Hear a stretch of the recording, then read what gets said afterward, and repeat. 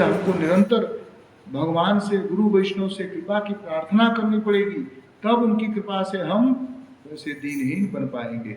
जैसे नारद जी के प्रसंग में हम लोग सुन रहे हैं कि वैष्णव का उच्छिष्ट खाए, उनकी सेवा किए, उनका आज्ञाकारी बन करके रहे, उसके लिए अपने बाल सुलभ चंचलता का, प्रगल्भता का, इस सब का मैंने त्याग किया, उस पर नियंत्रण किया कि कहीं साधु महात्मा हमारे किसी आचरण से अप्रसन्न न हो जाए।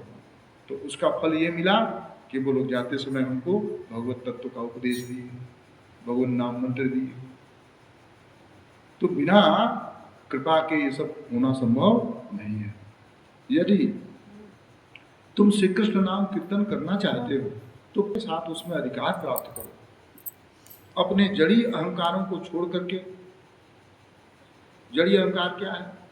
मैं ये शरीर हूँ, मैं किसी की माता हूँ, मैं किसी का पिता हूँ, मैं किसी का भाई हूँ, मैं किसी का मालिक हूँ, है ना, मैं ब्राह्मण हूँ, मैं क्षत्रिय हूँ, मैं वैश्य हूँ, इस प्रकार का, मैं राजा हूँ, मैं अमुक देश का निवासी हूँ, मैं भारतीय हूँ, मैं अमेरिकन हूँ। ये सब कुछ जड़ी उपाधि है।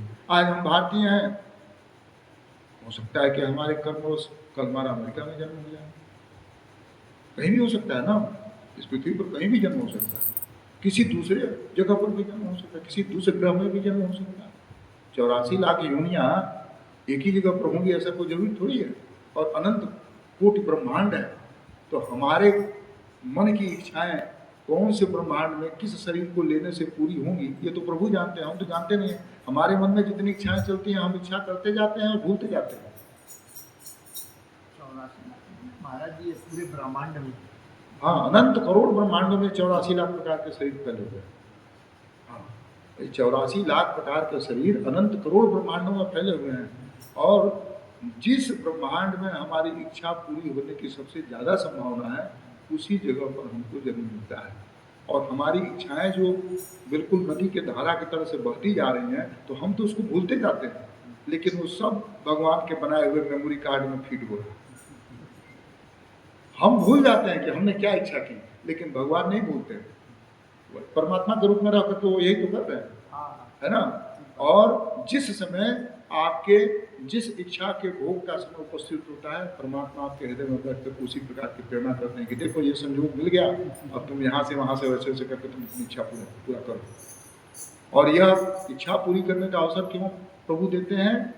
ताकि हम इस बात को रियलाइज कर सकें, समझ सकें कि वास्तव में यह इच्छा पूरी होने के बाद भी हमारी कामना तो अधूरी ही रह गई और हम उसी तरह से उस दलदल में फंसे रह गए। जब कामना पूरी होगी नहीं तो हम हमेशा के लिए प्रसन्न तो होंगे नहीं। कोई भी वस्तु, जब हम कोई नई वस्तु खरीद करके घर में लाते हैं तो जितने देर तक हमने उसको खरीदा नहीं उतने देर तक ही आकर्षण रहता है, और जैसे ही हमने पैसा दिया, सामान लिया, और सामान हमारे लिए पुराना हो जाता है, फिर अब नए वस्तुओं पर हमारी दृष्टि जाने लगती है ना। तो हमारा आकर्षण केवल उसी वस्तु के प्रति है जो हमको प्राप्त नहीं है, और जैसे ही वो प्राप्त होती है वो हमारे लिए आकर्षण खत्म हो जाता है। एक स्त्री पुरुष का भी आकर्षण, विवाह के पहले का आकर्षण, विवाह के बाद का आकर्षण, और 2-4 साल बीत जाता है उसके बाद का आकर्षण देखो। साधारण सा चुटकुले की तरह से लोग कहते हैं कि पहले पत्नी जो है चंद्रमुखी लगती है, बाद में जो है सूर्यमुखी हो जाती है, और कुछ दिनों के बाद ज्वालामुखी लगती है। और उसी प्रकार से पत्नी के लिए पति भी,